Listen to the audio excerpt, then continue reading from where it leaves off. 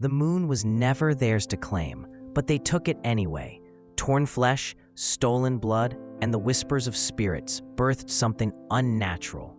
Monsters who wear the wolf shape without the wolf's soul. The Garou call them the stolen moon. The spirits call them abominations. But the truth of what they are is far worse. In the latest version of Werewolf, the Apocalypse, the Garou know that not every creature wearing fur and claws is part of their sacred lineage. Stolen moons are humans or kinfolk who have gained the power to transform through horrifying rituals, dark pacts with malevolent spirits, or cursed circumstances. Unlike real Garou, these beings lack a patron spirit or access to the spirit world and cannot take on the nuanced intermediate shapes that a werewolf might use. Instead, they only have some semblance of a wolf form, and because they obtained it by unnatural means, they're often in pain, misunderstood, and deeply angry at the world. The origin of this tragedy can be traced back to a man named Samuel the Skinner Haight.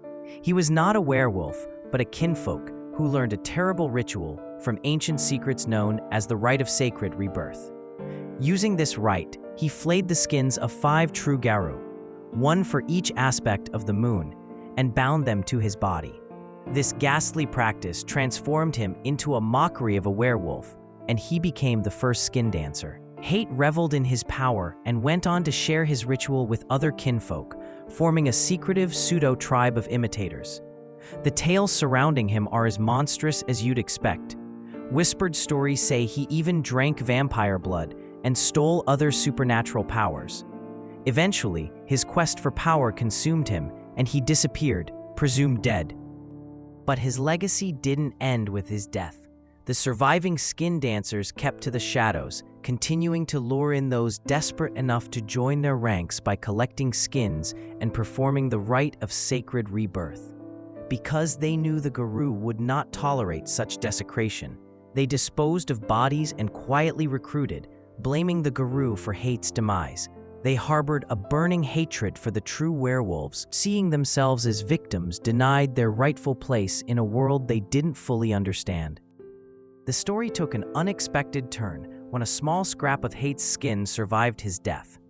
Drawn by its lingering power, a trickster spirit named Tick found the remnant and gifted it to one of Haight's disciples, Nicholas Carver.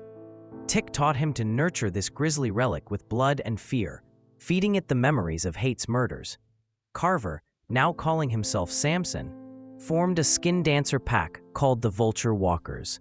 Together, they flayed Garou victims and left the bodies to be found, aiming to rekindle Haight's legend and bolster their own strength. Tick, in the meantime, sought to overthrow Minotaur, the skin dancer's original patron spirit, hoping to increase her influence over them. The survival of this remnant set the stage for new conflicts as Garou packs hunted these reborn boogeymen while grappling with their own fractured nation. In the modern edition of the game, stolen moons aren't limited to skin dancers. They encompass others who came by their powers through deals with dark forces or cruel curses. Take the debased lycanthrope, who sells their soul to a wicked spirit and drapes a wolf's skin over themselves to transform.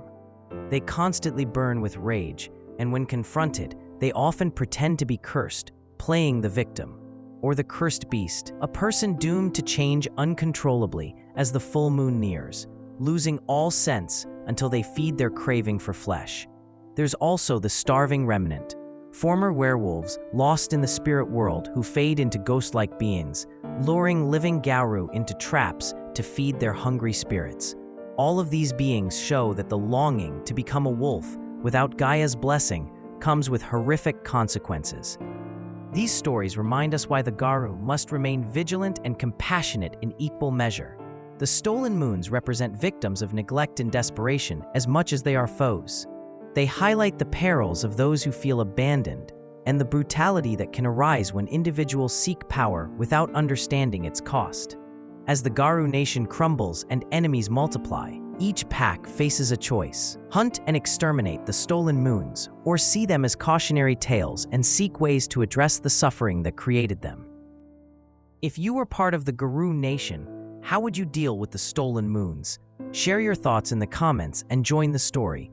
The moon's light has been stolen, but the truth still howls in the dark. Subscribe to uncover more secrets of the world of darkness.